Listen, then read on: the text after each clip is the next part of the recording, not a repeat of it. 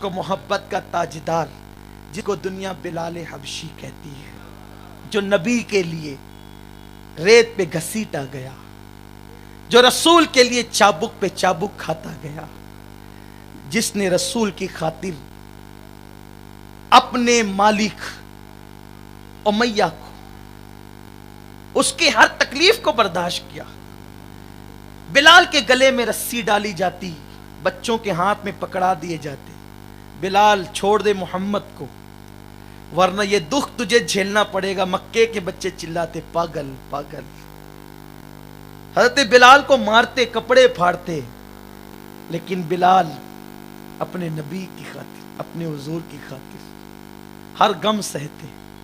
ایک دن وہ آیا، بلال پہ چابک پڑ رہے تھے اور اس گلی سے میرے رسول گزر رہے تھے، میرے آقا نے بلال پہ پڑتے ہوئے چابک دیکھے، امیہ کے جملے سنے، چھوڑ محمد کو، ہر آرام دیا جائے گا۔ بلال نے کہا سب چھوڑوں گا، جان کائنات، روح کائنات، ایمان کی جان، جان ایمان مصطفیٰ کریم کو نہیں چھوڑ سکتا۔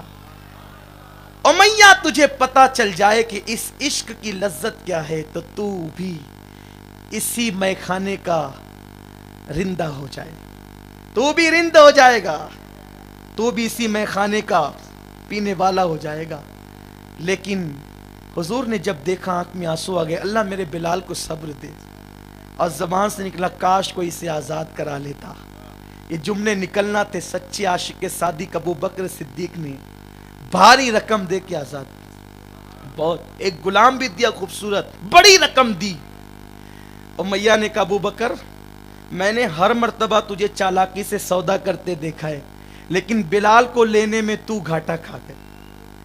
یہ غلام کوئی بہت کام کرنے والا تو نہیں ہے، بڑا محنتی تو نہیں ہے۔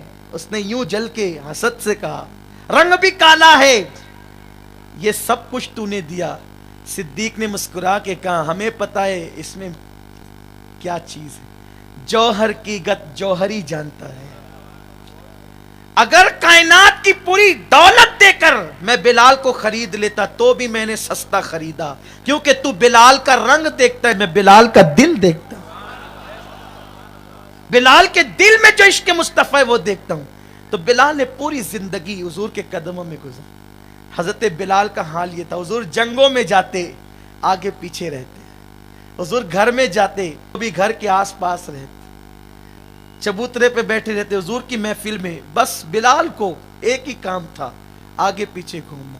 حضور کبھی اونٹنی پہ بیٹھتے تو اونٹنی کے پیچھے پیچھے بلال، کبھی اونٹنی کی نکیل تھام کے بلال۔ وہ بلال کیسا، میرا آقا بلال کتنا خوش نصیب، لوگ ایک جھلک دیکھنے کو ترستے ہیں۔ بلال ہر وقت وہ جلوہ جہاں آرا کو تکتے تھے، لیکن جب سرکار کا وصال ہو گیا، آقا کے وصال پر صحابہ کو بہت دکھ ہوا، صدمہ پہنچا۔ اس لیے نہیں کہ حضور کا وصال ہوا تھا، حضور کا وصال ہماری طرح نہیں، وہ تو زندہ ہے، انبیاء کو بھی اجل آنی ہے، مگر ایسی کہ فقط آنی ہے، پھر وہی موت کے بعد ان کی حیات مثل سابق وہی جسمانی ہے، ان کی زندگی اور موت، وَلَلْآخِرَةُ خَيْرٌ لَكَ مِنَ الْأُولَىٰ وَمَا أَرْسَلْنَاكَ إِلَّا رَحْمَةً لِّلْعَالَمِينَ۔ اے حبیب ہم نے آپ کو تمام عالمین کے لیے رحمت بنایا، ابو بکر کے لیے رحمت، ہمارے لیے بھی تو رحمت ہے، تو اگر رحمت مر چکی تو ہمارے لیے کہاں؟ اگر انہیں رحمت مانتے اور قرآن نے کہا ہے اگر مگر کی تو بات ہی نہیں ہے، تو اس کا مطلب وہ دور صدیق میں بھی زندہ تھے، اس دور میں بھی زندہ ہیں اور قیامت تک زندہ رہیں گے۔ یہ حضور، یہ ایک الگ حیات النبی، الگ عنوان ہے۔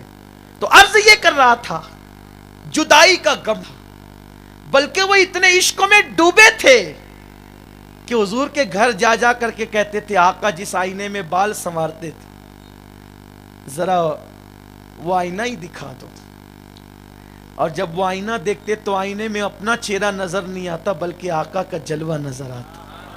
ایسے عاشق تھے صحابہ۔ بلال روز کا معمول ہے، گلی میں نکلتے ہیں روتے روتے، جو دکھا آقا کہاں ہے، آقا کہاں ہے، آقا کہاں ہے، لوگ رونے لگتے۔ کوئی اب کیا کہے، بلال کی کیفیت سب کو معلوم ہے، کوئی کیا کہے۔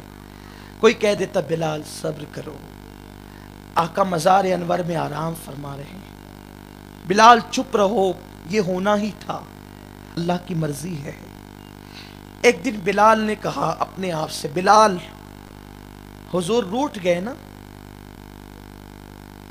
مختلف واقعات ہیں، روایتیں، حدیثیں ہیں، میں اس کو اپنے الفاظ کا جامع پہنا کر پیش کر رہا ہوں، مفہوم۔ بلال حضور روٹ گئے نا؟ چہرے پہ پردے ڈال لیے نا؟ اب مجھے مدینہ منورہ میں نہیں رہنا، اس لیے کہ میں جب میں مسجدوں کے دیوار دیکھتا ہوں تو حضور یاد آتے،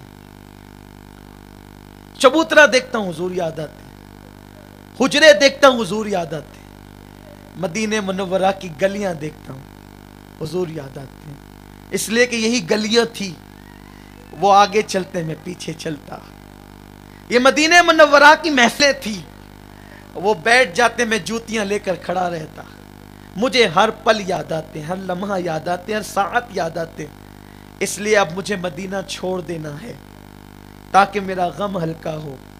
بلال نے مدینہ منورہ چھوڑا، ملک شام گئے، اور شام میں بھی جانے کے بعد ایک پل راحت نہیں، آرام نہیں، اس لیے کہ جو عاشق ہوتے ہیں وہ سکون کی اور چین نہیں مانگتے، وہ محبوب کے عشق میں بے قراری مانگتے ہیں۔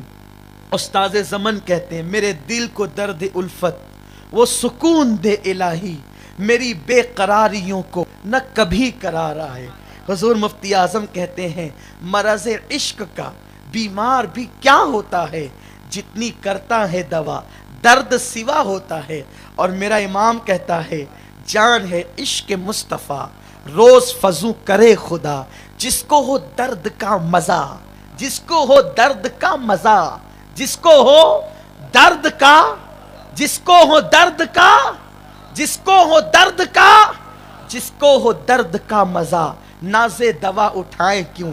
عشق رسول کا درد کیا ہے اویس قرنی سے پوچھو، عشق رسول کا درد کیا ہے بلال حبشی سے پوچھو، عشق رسول کا درد کیا ہے عمر ابن خطاب و صدیق سے پوچھو، عشق رسول کا درد کیا ہے صہیب رومی سے پوچھو، سلمان فارسی سے پوچھو، سیدہ فاطمہ سے پوچھو، حسنین کریمین سے پوچھو، جس کو ہو درد کا مزہ ناز دوا اٹھائیں کیوں۔ بلال کو ایک پل بھی چین نہیں آتا، بے قرار بے قرار بے قرار۔ بلال روتے ہیں روتے ہیں روتے ہیں، صرف رونا رونا رونا۔ کوئی کہتا ہے بلال رو رو کر آنکھیں کھو دو گے، کہا وہ آنکھیں بھی اب نہیں چاہیے جو آنکھیں اب محبوب نہ دیکھے۔ بلال کی کیفیت ہی الگ، لوگوں سے ملنا چھوڑ دیا، لوگوں سے جلنا چھوڑ دیا، بس حضور حضور حضور، یہ بلال ہیں۔ ایک دن بلال روتے روتے اپنے اسی کمرے میں جو ملک شام میں جس میں رہتے تھے، آنکھ لگی، بلال سو گئے، جیسے ہی سوئے بلال کی دل کی آنکھیں بیدار ہو گئی، جس رسول کو اتنے طویل عرصے عالم بیداری میں دیکھا، کبھی مکے کی گلیوں میں، کبھی مدینہ منورہ کی وادیوں میں، کبھی بدر کے میدان میں، کبھی احد کے میدان میں، کبھی خندق کی وادیوں میں، جگہ جگہ اس حبیب کا نقشہ دل میں تھا۔ آج بلال سو رہے ہیں، روتے روتے آنکھ لگی، حضور کا جلوہ خواب میں نظر آیا، اور آقا کا جلوہ جب دکھا تو حضور یوں گویا ہوئے، بلال مجھ سے ناراض ہو؟ ہائے ہائے، بلال مجھ سے ناراض؟ بلال خواب میں تڑپ گئے، آقا آپ سے جو ناراض ہو وہ تو کافر ہو جائے گا، حضور آپ سے کوئی ناراض کیسے ہو؟ میری جان آپ ہی تو نہیں دکھتے، حضور آپ ہی نظر نہیں آتے۔ بلال جب ناراض نہیں ہو تو مجھ سے ملنے کیوں نہیں آتے؟ بلال آؤ نا مجھ سے ملنے، مدینے آؤ۔ حضرت بلال حبشی، نیند ٹوٹی، خواب چھوٹا، پورا گھر خوشبو سے معطر تھا، اس لیے کہ جب بھی میرے رسول کسی کے خواب میں آتے ہیں وہ نشانیاں چھوڑ جاتے ہیں۔ آقا جب خواب میں آتے ہیں نا، بہت خوش نصیب ہے وہ آنکھیں جو میرے رسول کا جلوہ دیکھتی ہے۔ علامہ کشیری کہتے ہیں اگر کوئی مجھ سے پوچھے کہ بیداری افضل ہے یا نیند، تو میرا فتویٰ یہ ہوگا جب تک حضور زمین کے اوپر تھے بیداری افضل تھی، اب حضور کا وصال ہو گیا تو نیند افضل ہے، اس لیے کہ اب حضور کو دیکھنے کا ایک ہی راستہ ہے، جو نیند میں حضور نظر آتے ہیں، خواب میں۔ اسی لیے ہم عاشق سونے کی چاہت نہیں کرتے، ہم تو محبوب کے لیے روتے ہیں، لیکن جب کبھی یاد آتا ہے کہ خواب میں وہ آتے ہیں تو پھر کبھی کبھی سو جاتے ہیں۔ آقا جب بھی کسی کے خواب میں آئے، اکثر ایسا ہی ہوا کہ پورا گھر مہک آیا۔ جب وہ خواب میں آتے ہیں تو ایسا لگتا ہے جیسے ہوائیں رک گئی، کائنات سمٹ گئی، ایک دم شانت سکون کا ماحول ہو جاتا ہے، کوئی رہتا نہیں، کوئی دکھائی نہیں دیتا، ایسا لگتا کائنات ٹھہر گئی ہے اور حضور ہی حضور نظر آتے۔ لیکن یہ کہ حضور کے چہرے کا ادراک ہماری آنکھیں نہیں کر پاتی، مکمل طور پہ لوگ ان کا جلوہ نہیں دیکھ پاتے۔ بلال تڑپ گئے، پورا گھر مہک رہا تھا اور کان میں بات گونج رہی تھی، بلال مجھ سے ناراض ہو؟ کیوں نہیں آتے میرے یہاں، میرے گھر کیوں نہیں آتے، میرے شہر کیوں نہیں آتے؟ اور بات یہی ہے، کون کہتا ہے مدینے مالدار جاتے ہیں؟ نہیں، جنہیں آقا بلاتے ہیں وہی جاتے ہیں۔ میں آؤں مدینے میری اوقات نہیں ہے، گر آپ بلا لیں بڑی بات نہیں ہے۔ حضور کریم جس پہ کرم کرتے ہیں، بلال کو کہا بلال آنا میرے شہر میں، آ میرے گھر آ، میری یاد نہیں آتی تجھے؟ بلال اٹھے، اٹھنے کے بعد سیدھا اونٹنی پہ بیٹھ گئے، کسی کو کوئی اطلاع نہیں، اور بلال اپنی اونٹنی کو دوڑا رہے ہیں مدینے کی طرف، سوئے مدینہ۔ آخرکار دل بے چین تھا، دل تڑپ رہا تھا، یہ دل تڑپ کے کہیں آنکھ میں نہ آ جائے کہ پھر رہا ہے کسی کا مزار آنکھوں میں۔ کرم یہ مجھ پہ کیا ہے میرے تصور نے کہ آج کھینچ دی تصویر یار آنکھوں میں، وہ نور دے میرے پروردگار آنکھوں میں کہ جلوہ گر رہے رخ کی بہار آنکھوں میں۔ انہیں نہ دیکھا تو کس کام کی ہے یہ آنکھیں کہ دیکھنے کی ہے ساری بہار آنکھوں میں۔ بلال وہ وقت تڑپ تڑپ کر آ ہی گیا کہ دور سے کھجوروں کے درخت نظر آنے لگے، پہچان تھی کہ شہر رسول آ گیا، مدینہ طیبہ آ گیا، آقا کا در دولت قریب سے قریب تر ہے۔ بلال کی نظر جیسے درختوں پہ پڑی، شہر رسول پہ پڑی، بلال ماضی میں گم ہو گئے۔ یہ وہی شاہراہیں ہیں جن میں حضور کے پیچھے پیچھے چلتا تھا، یہ وہی راستے ہیں، کبھی غلاظت ڈال دی جاتی، کانٹے بچھا دی جاتے تو میں ہی صاف کرتا تھا، ہاں ہاں، کبھی اونٹنی کے قصوہ کے پیچھے پیچھے چلتا تھا، کبھی آگے آگے نکیل تھام کر چلتا تھا۔ بلال ڈوب گئے ہیں، حضور دکھتے تو نہیں، لیکن تصورات کا عالم یہ ہے کہ بلال ذات رسول میں ڈوب چکے ہیں۔ اسی عالم میں بلال کشاں کشاں مسجد نبوی کی طرف آئے، اترے اور سیدھا پوچھا، مدینے والوں آقا کہاں ہے؟ لوگوں نے بہت دنوں کے بعد بلال کو دیکھا، لوگ رو پڑے، بلال کب آئے؟ چھوڑو، حضور کہاں ہے؟ کسی نے کہا بلال وہ آرام کر رہے، قبر انور کی طرف وہ آرام کر رہے۔ بلال قبر رسول پر آئے، سلام کیا، قبر سے لپٹ گئے۔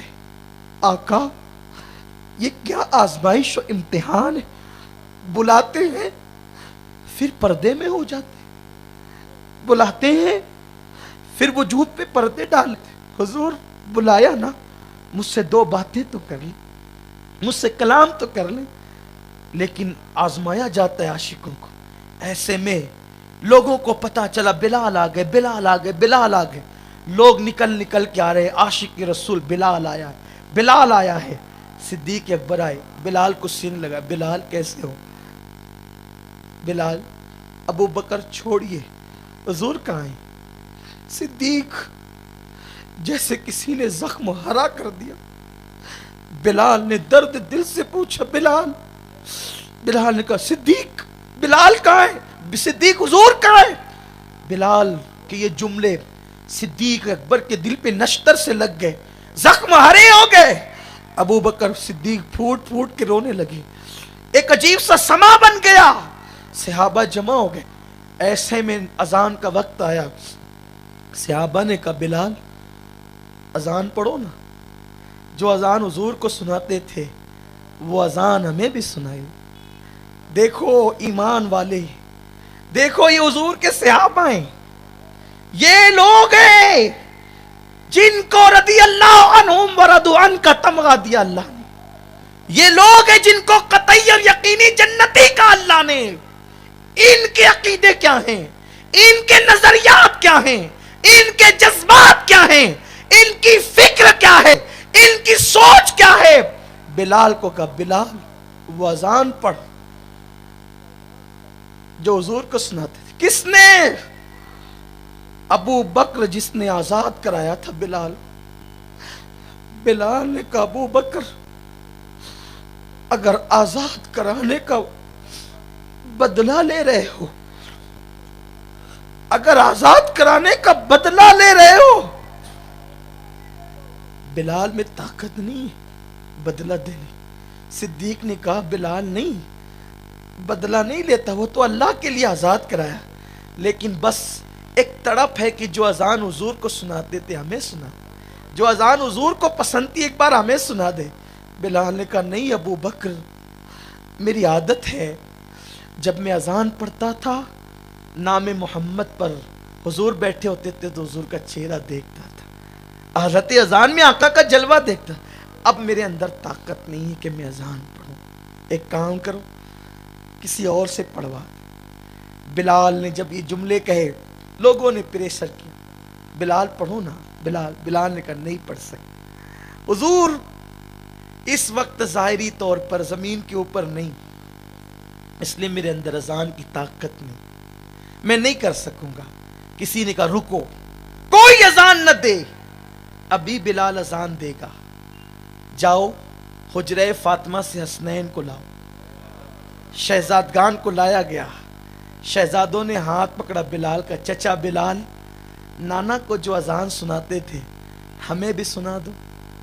بلال نے بچوں کو پیار کیا, میرے آقا حسنین کریمین کو پیشانی چومی اور کہا شہزادو اگر یہ حدیث نہ سنتا کہ جس نے حسنین کو خوش کیا اس نے مجھ محمد کو خوش کیا, جس نے حسنین کو ناراض کیا اس نے مجھ محمد کو ناراض کیا. میرے اندر طاقت نہیں, لیکن حکم تمہارا تو اب گویا کہ یہ حکم رسول ہے. بلال اس چبوترے پہ کھڑے ہوئے, اذان شروع کی, اور جب اذان میں اللہ اکبر کہا قرآن مچ گیا. پردے والی خواتین گھروں سے نکل گئی, ننھے ننھے بچے ماؤں کا ہاتھ پکڑ کے پوچھتے اماں مؤذن رسول آ گیا ہے آج, تو کیا آج کی نماز پڑھانے کے لیے حضور آئیں گے؟